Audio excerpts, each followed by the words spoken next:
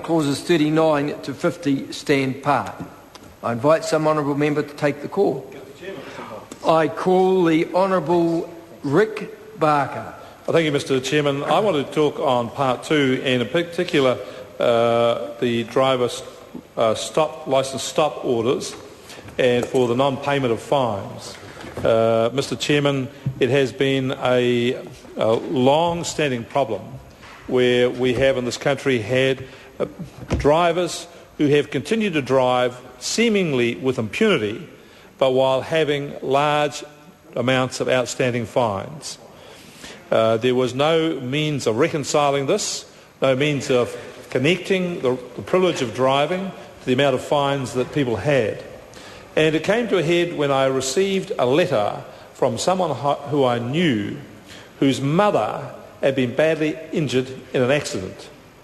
He'd gone to court, and the young driver had been had a charge of careless driving, and during the court hearing, it somehow came out that this person had $42,000 of outstanding fines and a very long list of other issues.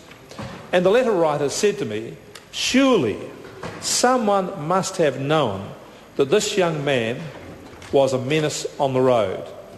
This young man's driving was erratic, this young man was driving against the law, and he was an accident waiting to happen.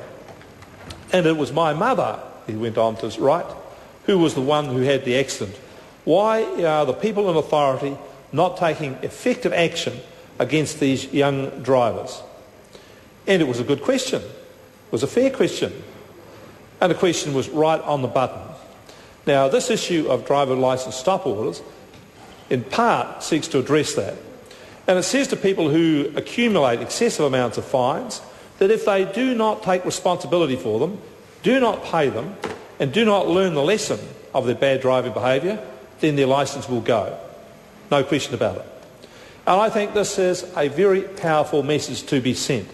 It is one which is long overdue, and one which there were some technical problems about getting it introduced in terms of the legislation, technical policy problems that took some time, and it was whilst I was in government that a lot of the work was done. And I'm very pleased to see that the Honourable Georgina Te and this government has introduced this piece of legislation because it is long overdue. I don't know where the attitude has come from, but there was a time in this country when anybody got a fine, the first thing they did was front up to the court and pay it.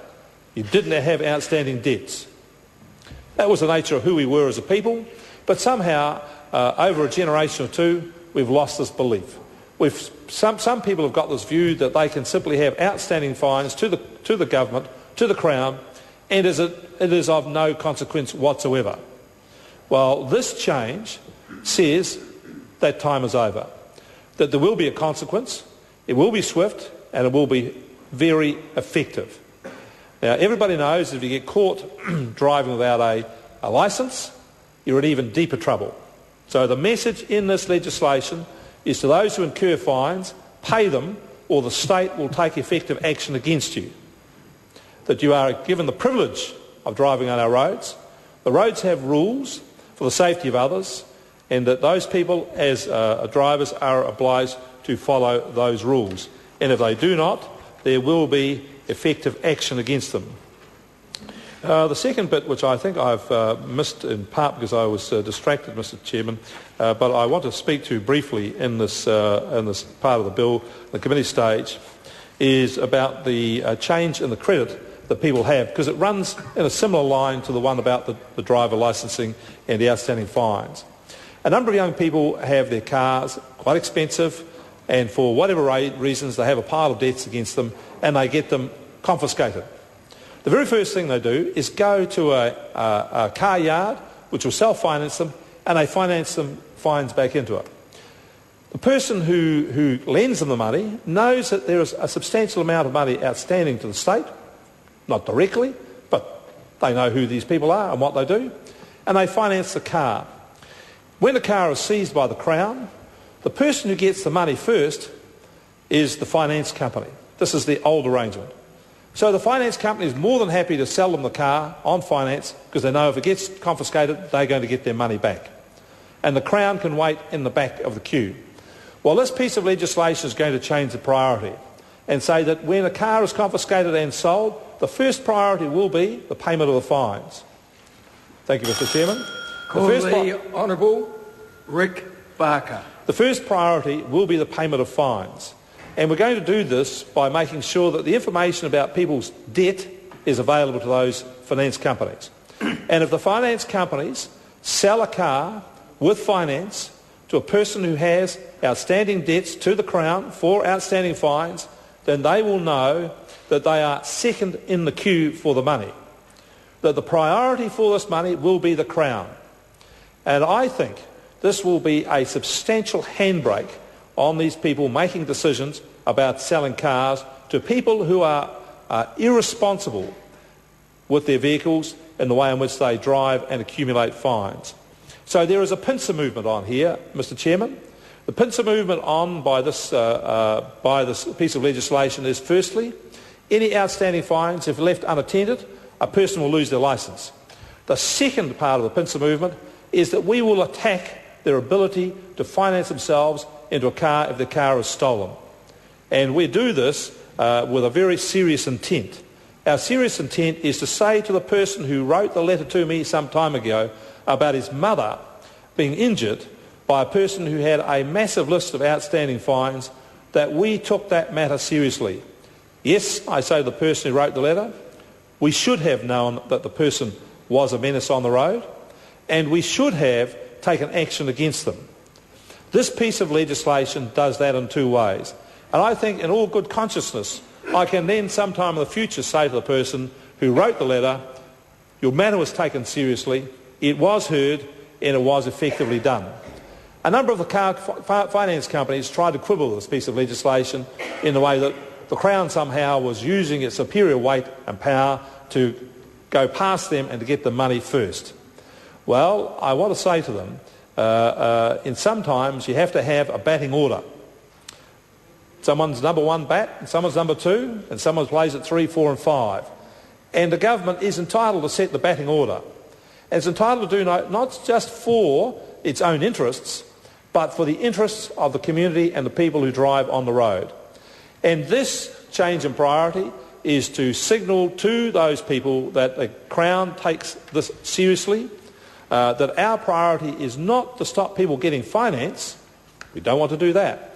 But we want to say that if a person has a huge amount of outstanding fines, then you should not be treated as in the same manner as a person who has no outstanding fines.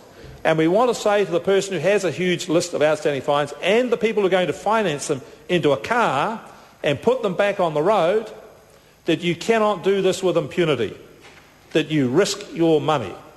Because the person that you're selling the car to and financing into it is a liability measured by the number of fines they've incurred and the amount of outstanding fines that they have not paid. This Parliament is entitled to take a dim view of that. This Parliament is entitled to act and act decisively, and we do so. And I think this is a very good piece of legislation from that point of view. It is here to serve the public interest, the public good of those who drive the road. It is not here to be about necessarily collecting fines. And let's deal with the issue of collecting fines briefly, Mr. Chairman. I know it's beyond the ambit of this piece of legislation, but the point needs to be made that if people don't want fines, don't speed. If people are complaining about the government and the state using fines as a collection mechanism for finance, well, the simplest way to cut the income flow down is don't speed, don't break the law. And it would be, I'm sure, this country would be very pleased to see its revenue from infringements for traffic offences fall to zero. Because if it fell to zero, we would have a law-abiding citizen. Now, some may see a fine for speeding as simply a tax imposed for the privilege of speeding. Well, I say to them, if you speed, and I must admit I've had a few speeding tickets, taken my... Triumph motorcycles sometimes have a mind of their own, I must say, Mr. Chairman. But I do my best to control it. But I have had the fine, and I readily accept if I've broken the law and sped, well then I have to pay the fine. I've got no problem about that. But you don't always do it willfully and wrongly. But however, the fact is that we don't want to, I can't blame the state for getting a fine, I blame myself. And I have to take responsibility for myself. But I just want to commend this legislation, Mr Chairman, and say that Parliament has done fine work here. Mr Chairman. I call the honourable member.